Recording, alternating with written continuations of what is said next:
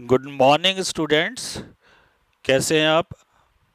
I hope that you have done the question I already covered in the previous videos.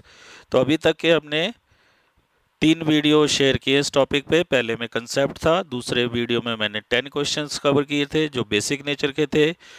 फिर उसके बाद हमने 11 to 15 5 more question थोड़े से एडवांस लेवल के थे। आज हम हॉट्स कैटेगरी के क्वेश्चंस करने जा रहे हैं, तो वीडियो को स्टार्ट करते हैं। तो आज का पहला क्वेश्चन है क्वेश्चन नंबर 16। गिवन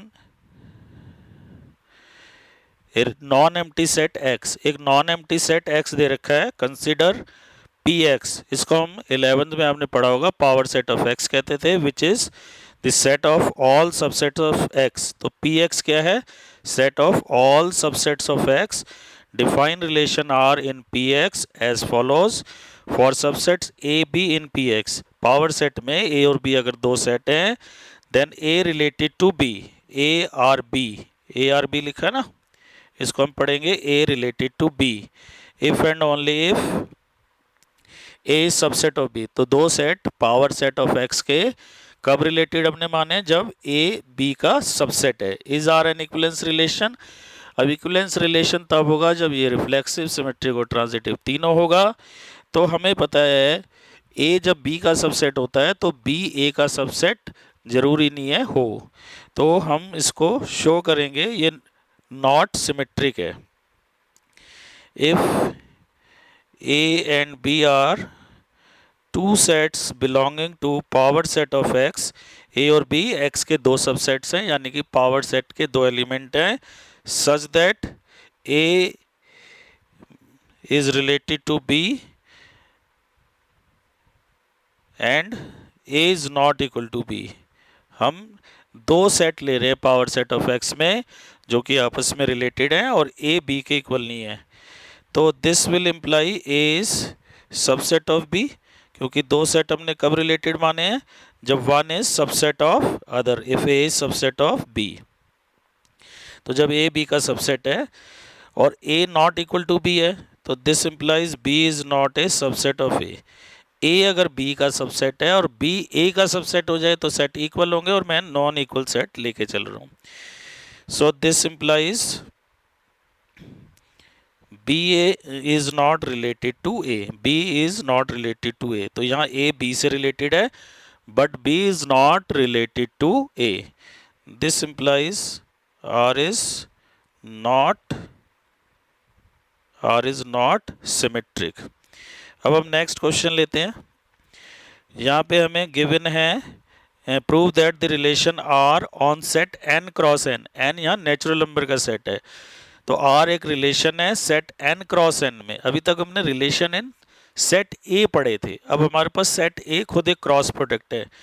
तो R is relation on N cross N defined as A B related to C D, and pair A B is related to pair C D if A plus D is equal to B plus C.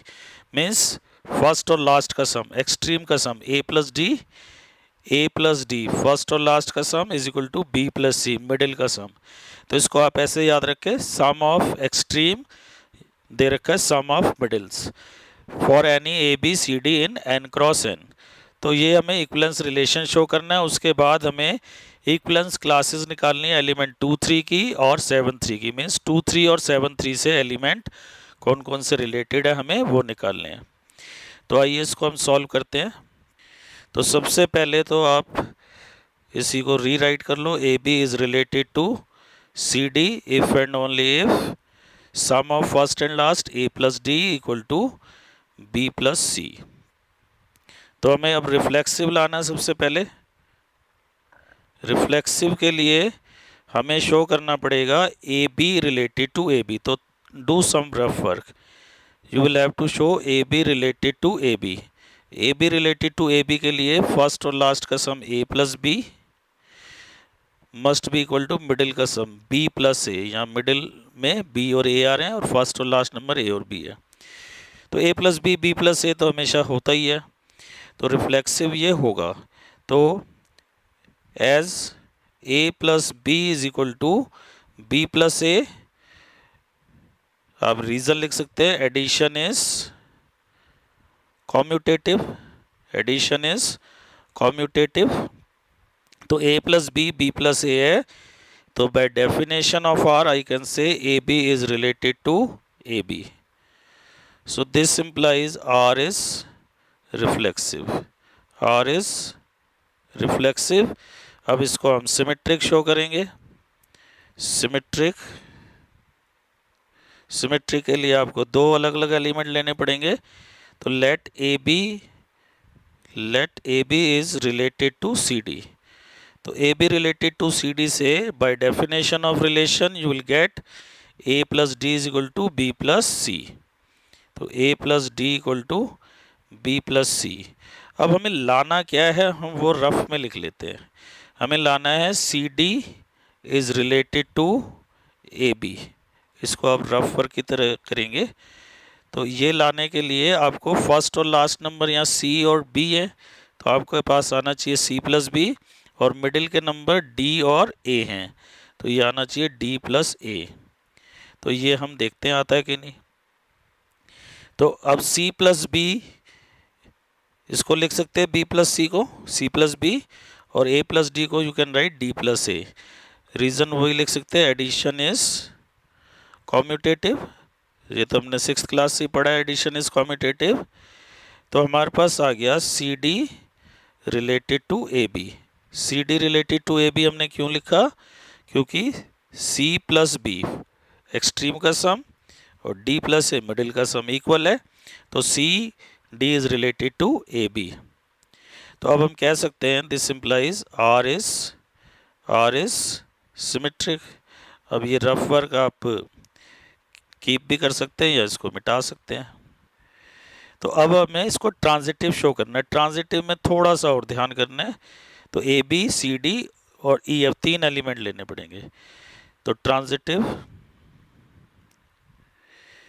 Late A B related to CD, AB related to CD, and CD is further related to EF।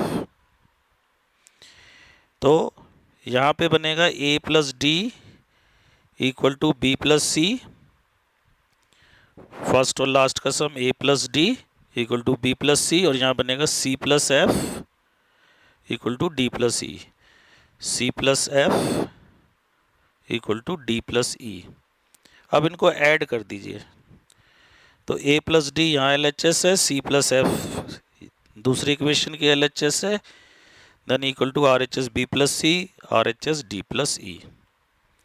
So this implies, अब हमारे पास ये cancel हो जाएगा, ए बचेगा, आपका D cancel होगा एक तो, और सी कैंसिल होगा, डी प्लस सी दोनों से कैंसिल हो जाएगा।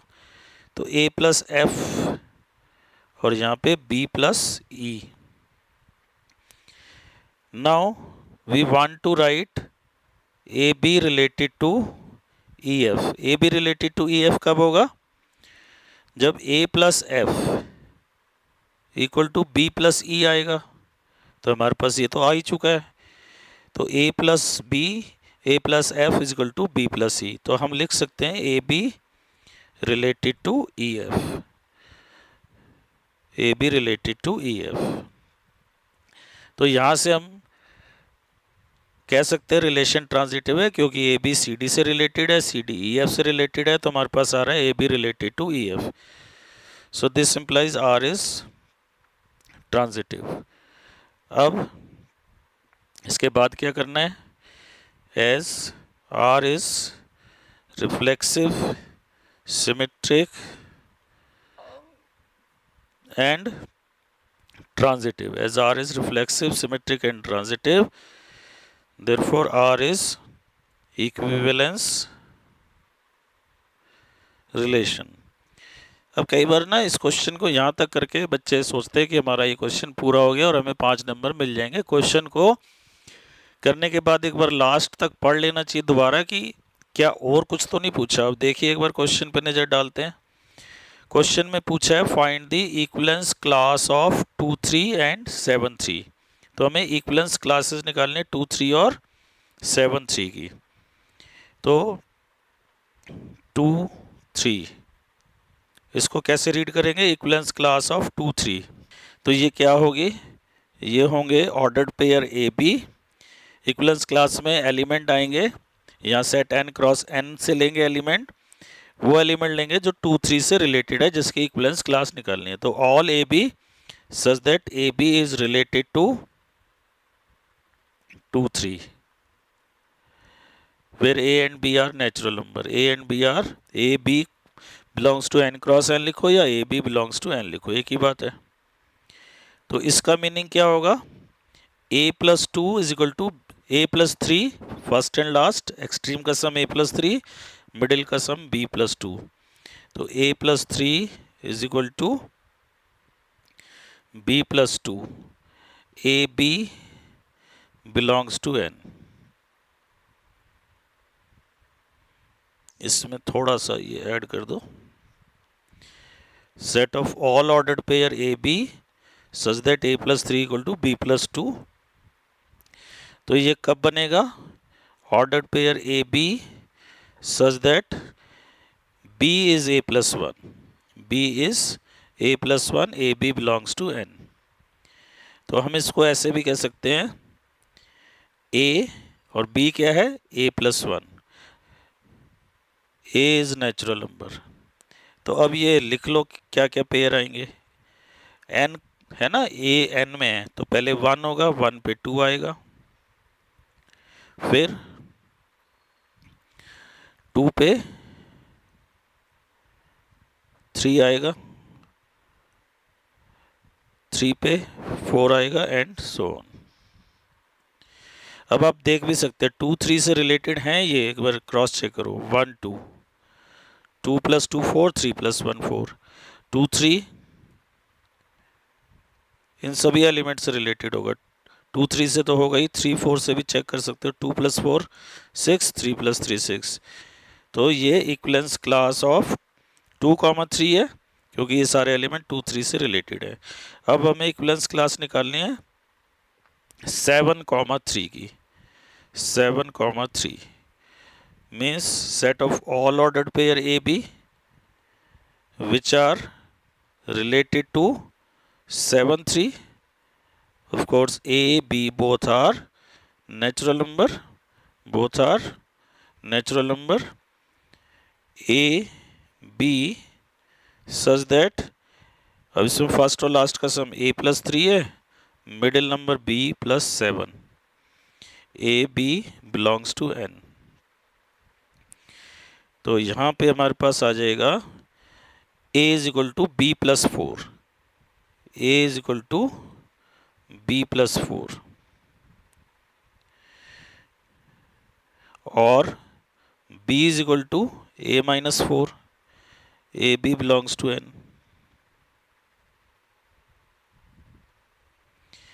a और b को लिखेंगे a minus 4, a belongs to n। अब इसमें देखिए कौन से पेयर आएंगे। अब a को 1 लूँगा तो a माइनस आ जाएगा, तो मुझे a को 5 से स्टार्ट करना पड़ेगा, क्योंकि तभी नेचुरल नंबर आएगा। 4 लूँगा तो 4 माइनस 4 0, तो 5 1 6 2, 6 minus 4 7, 7 minus 4 3, and so on. ये सारे नंबर आप चेक कर सकते हैं 7 3 से रिलेटेड होंगे। अगर अभी तक आपने ये चैनल सब्सक्राइब नहीं किया तो चैनल को सब्सक्राइब करें और बेल आइकन को प्रेस करना ना भूलें, जिससे आपके पास लेटेस्ट वीडियो की जानकारी आती रहे। आगे के वीडियो में हम बहुत सारे क्वेश्चंस और लेके आने वाले हैं। नेक्स्ट वीडियो में हम एमसीक्यू करेंगे, फिर असर्शन रीजनिंग। तो आपको बहुत इंपॉर्टेंट क्वेश्चन हम इन वीडियोस में सॉल्व करने वाले हैं। नेक्स्ट क्वेश्चन देखिए बेटा, let n be set of natural number, और इसमें भी एक रिलेशन है, A B related to C D. वहाँ पे सम था, यहाँ पे फर्स्ट और लास्ट का product A D equal to B C. इसको शो करना है इक्विवेलेंस रिलेशन, और हमें इक्विवेलेंस क्लास निकालनी है 2 5 की। तो बिल्कुल वैसे ही स्टार्ट करेंगे। A B is related to, पहले रिलेशन की डेफिनेशन लिख लो, if and only if product of first and last A and D equal to B and C. अब ये रिफ्लेक्सिव है कि नहीं? रिफ्लेक्सिव के लिए आप थोड़ा रफ वर्क कीजिए। रिफ्लेक्सिव के लिए A B related to A B लाना है। तो ये आएगा कब? जब फर्स्ट और लास्ट का प्रोडक्ट ए बी और मिडिल का प्रोडक्ट बी ए होगा। वो तो नेचुरल होता ही है, क्योंकि ये कम्यूटेटिव प्रॉपर्टी है प्रोडक्ट की। तो as A B equal to B A for all A B belongs to N cross N. Reason क्या है? Multiplication is commutative. Multiplication is commutative, so we can write AB is related to AB for all pair AB in n cross n. So this implies R is reflexive. R is reflexive. अब हमें इसे symmetric show करना है, तो symmetry के लिए हम let AB is related to CD। तो यहाँ से हमें मिल जाएगा AD इक्वल टू BC। तो जैसे उसमें किया था ना, और आपको चाहिए क्या, एक बार ये भी चेक कर लो। आपको चाहिए CD रिलेटेड टू AB। ये कब आएगा? जब CB, फर्स्ट और लास्ट CB और मिडिल का DA। तो BC को आप CB लिख सकते हो और AD को DA। Multiplication is commutative. Simple reason है, मल्टीप्लिकेशन इज कॉम्यूटेटिव। रफर को आप मिटा सकते हैं और आप एग्जाम में तो साइड में लिखे रहने देना। So this implies C D related to A B. क्यों लिखा मैंने C D related to A B? मैंने आपको रफ वर्क में भी समझाया था, यहाँ भी देख लो। फर्स्ट और लास्ट का product C B equal to D A बन रहा है, इसलिए हम लिख सकते हैं C D related to A B. This implies R is symmetric। अब R को ट्रांजिटिव शो करेंगे। Transitive let AB related to CD and CD related to EF। हमने कल भी कहा था एग्जाम में बच्चों को आता होता है लेकिन लिखना नहीं आता। रिटन प्रैक्टिस कीजिए। तो फर्स्ट से आएगा A D equal to B C and second से आएगा C F equal to D E. इसको मैं थोड़ा सा रीराइट कर देता हूँ, ई एफ। ये देख लीजिए क्यों आएगा। फर्स्ट और last A D equal to B C, first और लास्ट का product C F equal to middle का प्रोडक्ट डी ई। अब इनको मल्टीप्लाई कर दीजिए। A D C F is equal to B C E in D E. This implies A D C F B C D E. अब क्योंकि ये natural number है तो डी सी जीरो नहीं होगा। डी सी जीरो नहीं होगा तो डी सी को हम दोनों साइड से कैंसिल कर सकते हैं। डी सी कैंसिल हो जाएगा, तो will be left with A F is equal to B. तो इससे हम लिख सकते हैं, हमें चाहिए क्या, A B related to E F. देखिए क्या बनता है यहाँ से, ए एफ बी, फर्स्ट और लास्ट का प्रोडक्ट ए एफ, मिडिल का प्रोडक्ट बी। तो ये बन रहा है तो हम लिख सकते हैं रिलेटेड है। So this implies R is transitive। So as R is reflexive, symmetric and transitive, reflexive, symmetric and transitive, therefore R is equivalence relation। R is equivalence relation। अब इसमें कुछ और भी था, हमें इक्विवेलेंस क्लास निकालनी है 2,5 की। वो सारे एलिमेंट जो 2, 5 से रिलेटेड हो।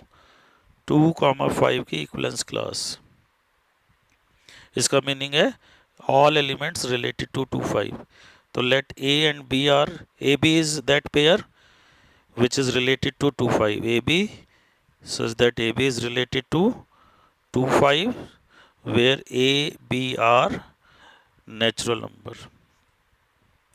तो इसका मीनिंग हो जाएगा A B such that first और लास्ट ए 5 ए लिख सकते हो, B 2 B, A B N. अब ए को तो आप ए लिख दीजिए, बी बनेगा यहां से 5a/2, 5a/2। A B, A is natural number. तो अब ए को मैं 1 नहीं ले सकता, 2 के मल्टीपल में लेना पड़ेगा, क्योंकि 5a/2 है ना, तो 2 और 5 तो कटता नहीं है, तो 2 के मल्टीपल में लेना पड़ेगा। तो ए को 2 लूंगा, बी 5 आ जाएगा। 3 से ये 3 लूंगा ए को, तो 15/2 हो जाएगा। 4 लेंगे, 4, फिर 5 × 4 20/2 10, फिर 6 लेंगे, 6 पे हो जाएगा a/2 3 हो जाएगा, 15 एंड सो ऑन। तो ये सारे एलिमेंट जो हैं 2 5 से रिलेटेड है, जैसे कि 6 15 आप चेक कर सकते हो 2 5 से रिलेटेड है कि नहीं। 2 × 15 30, 5 × 6 30। तो ये एलिमेंट आपस में रिलेटेड है, तो ये 2 5 की इक्विवेलेंस क्लास में आएंगे।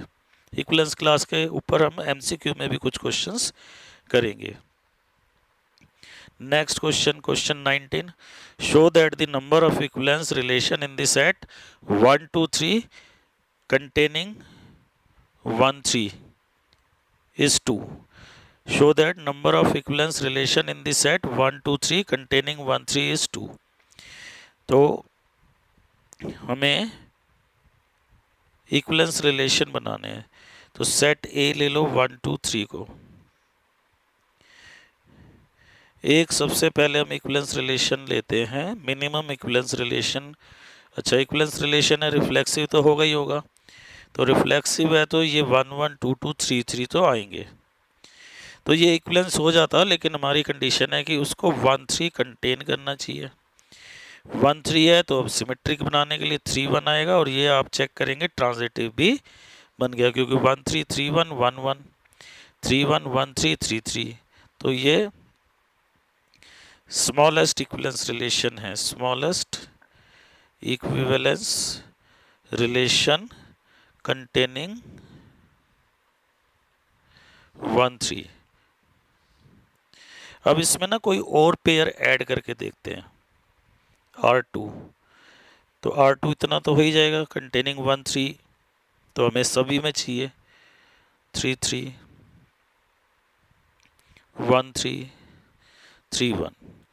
यू अब A क्रॉस A में तो 9 एलिमेंट होंगे, 1 2 3 4 5, तो हमारे पास 5 एलिमेंट आ गए। अब A क्रॉस A में 1 2 1 3 भी आएगा, 1 3 हम ले चुके हैं, 3 2 1 2 2 2 यहाँ आ चुका, 2 3। तो A क्रॉस A का कोई भी एलिमेंट अब लीजिए, इसको मैं अभी ओपन एंड छोड़ देता हूँ और डिफरेंट कलर यूज कर लेते हैं। इफ वी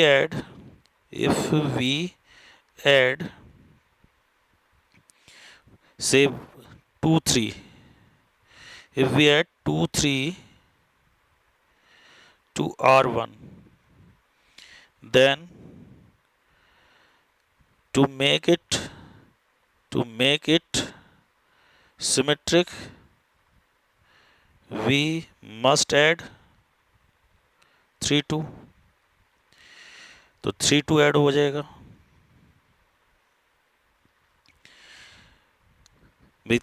इतने तो मिनिमम वाले में थे, R1 में मैंने 2 3 ऐड किया, और 2 3 ऐड करते ही मुझे 3 2 ऐड करना पड़ा सिमेट्रिक बनाने के लिए।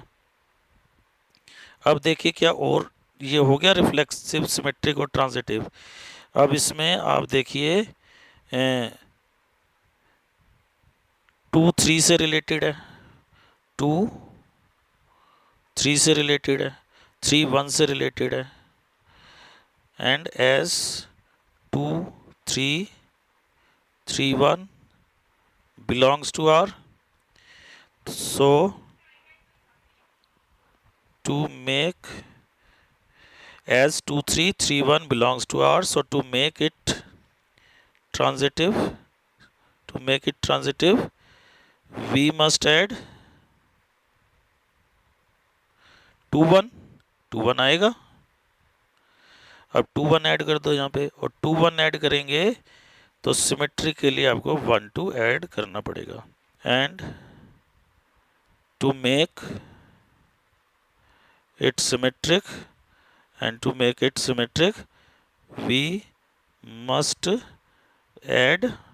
we must add which element? 2 1.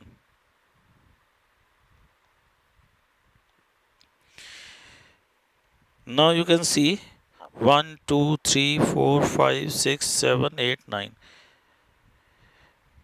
So therefore R2 itself becomes A cross A, or A cross A is always equivalence relation, and it is the biggest equivalence relation, which is biggest equivalence relation. तो ये A cross A के equal हो जाएगा, which is biggest equivalence relation. तो एक तो हो गया था ये वाला relation, R1 minimum equivalence relation था, और R2 A cross A second equivalence relation है। So number of required equivalence relation R2।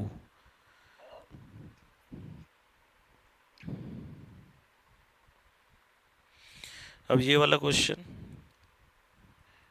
इसमें क्या करना है, R1 R2 दो इक्वलेंस रिलेशन है, इनका इंटरसेक्शन इक्वलेंस होगा, क्या यूनियन भी इक्वलेंस होगा, ये हमें चेक करना है।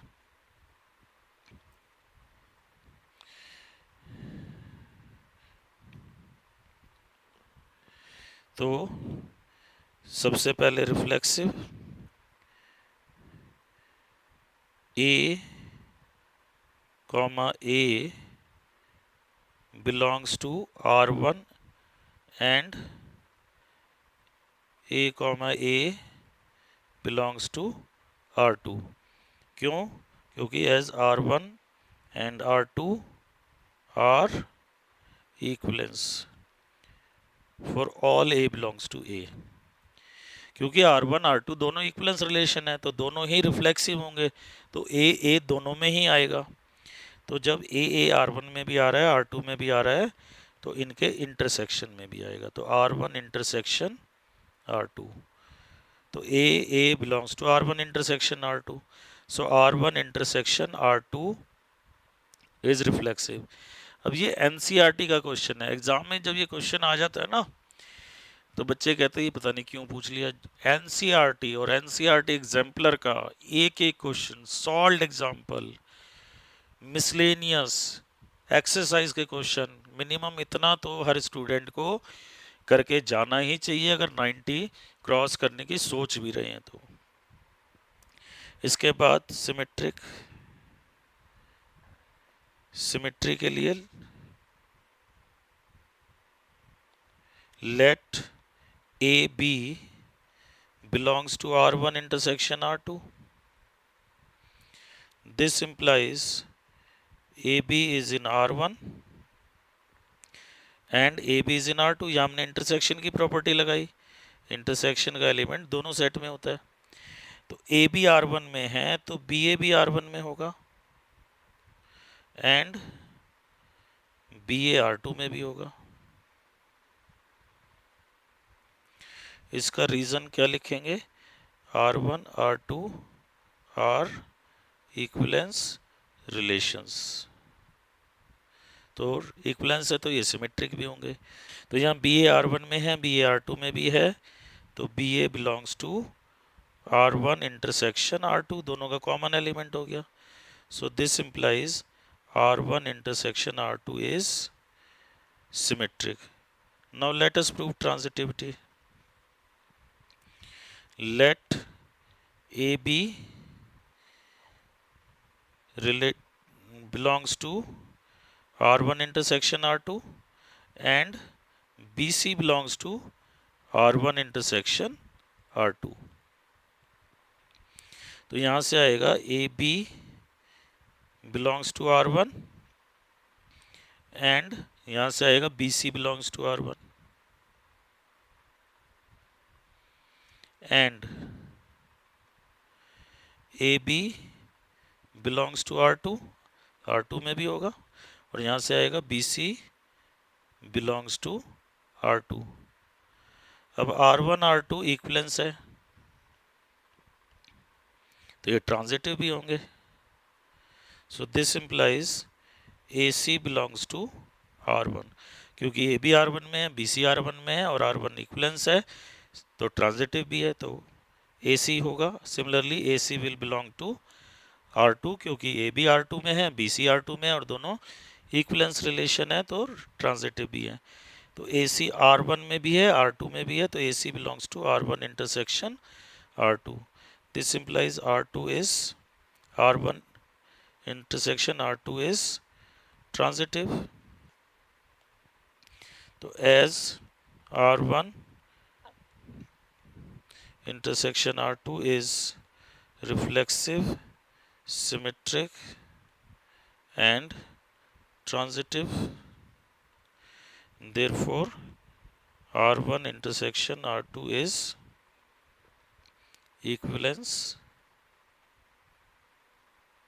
relation। अब हमने यूनियन चेक करना है, यूनियन इक्विवेलेंस होगा कि नहीं होगा। जब भी R1 इंटरसेक्शन जब भी R1 and R2 equivalence relation होंगे तो इंटरसेक्शन तो इक्विवेलेंस होगा, यूनियन इक्विवेलेंस नहीं होगा। ये बात आपको पहले से पता होगी, तो क्वेश्चन सॉल्व करना आसान होगा। तो ए को आप ले लीजिए 1 2 3 4, और क्योंकि इक्विवेलेंस बनाना है तो हमें 1 1 2 2 3 3 4 4 ये तो होंगे ही होंगे। अब हम इसमें 1 2 और 2 1 डाल देते हैं, तो ये ट्रांजिटिव भी हो जाएगा, इज इक्विवेलेंस। अब देखेंगे इसमें हमें मॉडिफाई भी करना पड़ सकता है। R2 1 1 2 2 3 3 4 4, 1 4 ले लीजिए, 1 3 कुछ भी, 1 4 4 1, ये भी इक्विवेलेंस है। R1 यूनियन R2 1 1 2 2 3 3 4 4 1 2 2 1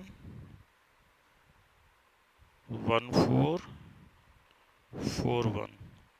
अब देखते हैं कि क्या ये ट्रांजिटिव है।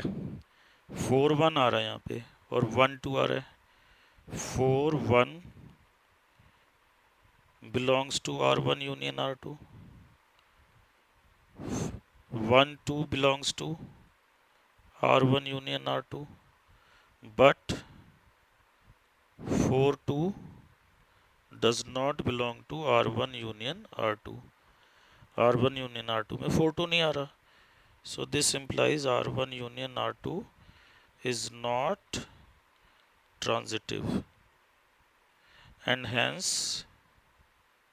ट्रांजिटिव नहीं है तो इक्विवेलेंस भी नहीं है, एंड हेंस नॉट इक्विवेलेंस। तो ये क्वेश्चन करने जरूर चाहिए। मैं फिर से रिपीट करूंगा, कई बार बच्चे इस तरह के क्वेश्चन करके नहीं जाते, उन्हें लगता है कि जो क्वेश्चन हमें आते हैं सिर्फ वही एग्जाम में आएंगे। तो आपको एनसीईआरटी एग्जाम्पलर का सॉल्व्ड, अनसॉल्व्ड, मिसलेनियस सारे क्वेश्चन करके जाने ही चाहिए। अब ये सबसे ज़्यादा डिफिकल्ट क्वेश्चन माना जाता है। अगर 100 बच्चे एग्ज़ाम में अपीयर कर रहे हैं तो मुश्किल से एक बच्चा इसको कर पाता है। तो यहाँ भी इस टाइप के 2 क्वेश्चन मैंने पहले किए, उनसे भी ये थोड़ा डिफिकल्ट है। A B related to C D, N set of natural number है, आर रिलेशन है एन क्रॉस एन में, defined by A B related to C D if A D B plus C, B C A plus D. A D first और last का sum, first और last का product, middle का sum. A D first और last का product, B plus C middle का सम। उसके बाद हमने लिया मिडिल का प्रोडक्ट, बी सी लास्ट का सम। इसको शो करना इक्विवेलेंस रिलेशन है। तो पहले डेफिनेशन ऑफ रिलेशन को अच्छे से समझिए। A B related to C D if and only if first और लास्ट का प्रोडक्ट, मिडिल का सम अब मिडिल का प्रोडक्ट, बी और सी का प्रोडक्ट, लास्ट का एक्सट्रीम का सम, इसको हम लिख सकते हैं A B D, if and only if A B D A C D is equal to A B C D. इसको ए बी सी डी से डिवाइड कर दो, divide by A B C D. A B C D से divide करेंगे ना तो यहाँ 1/c और यहाँ 1/b is equal to 1/d 1/a। और हम नेक्स्ट पेज में लिख लेते हैं इसको। This implies AB related to CD if and only 1/a plus 1/d 1/b plus 1/c। if and only AB,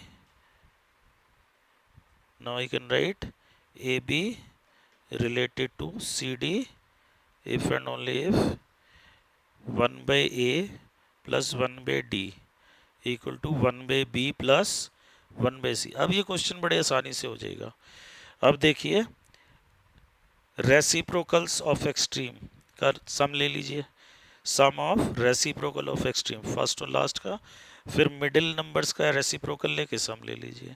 तो जैसे इस कैटेगरी का हमने फर्स्ट क्वेश्चन किया था उसी टाइप का हो गया, reflexive. A B related to A B for all A B belongs to n cross n, क्यों होगा? एज फर्स्ट और लास्ट का रेसिप्रोकल 1/a 1/b, और मिडिल नंबर है b, उसका रेसिप्रोकल 1/b, और दूसरा है a 1/a। तो ये आता है एडिशन इज कॉम्यूटेटिव से, एडिशन इज कॉम्यूटेटिव। अब सिमेट्री के लिए let A B related to C D, this will imply first का रेसिप्रोकल, लास्ट का रेसिप्रोकल, मिडिल नंबर्स बी का रेसिप्रोकल और सी का रेसिप्रोकल। इसको अब आप रीराइट कर सकते हैं 1/c plus 1/b 1/d plus 1/a, और हमें जो चाहिए वो मिल जाएगा, C D related to A B. अब चेक कीजिए क्यों लिखा है, कब आएगा C D related to A B? जब फर्स्ट और लास्ट का रेसिप्रोकल, सी और बी का रेसिप्रोकल तो 1/c 1/b, और मिडिल नंबर्स का रेसिप्रोकल डी का 1/d ए का 1/a इक्वल आ रहे हैं ना। तो this implies R is symmetric. अब इसका लास्ट पार्ट रह गया ट्रांजिटिव। तो let A B is related to CD and CD related to EF। हमने जो किया था ना A plus D equal to B plus C, बिल्कुल वैसा ही बन गया है क्वेश्चन। तो यहाँ से आएगा 1/a 1/d, फर्स्ट और लास्ट का रेसिप्रोकल, मिडिल का रेसिप्रोकल 1/b 1/c, फिर यहाँ पे C और F है फर्स्ट और लास्ट नंबर, मिडिल D और E है तो 1/d प्लस 1/e। अब इनको ऐड कर लो, 1/a 1/d 1/c 1/f, दोनों की LHS ली, फिर दोनों की RHS लो, 1/b 1/c 1/d 1/e।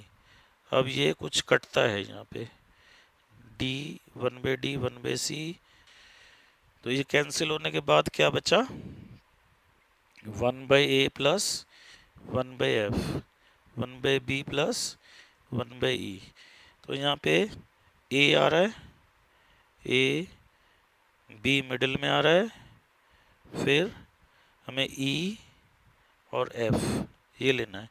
तो a और f का रेसिप्रोकल, फर्स्ट और लास्ट का रेसिप्रोकल, और मिडिल नंबर 1/b और 1/e का रेसिप्रोकल, ये दोनों सम इक्वल है।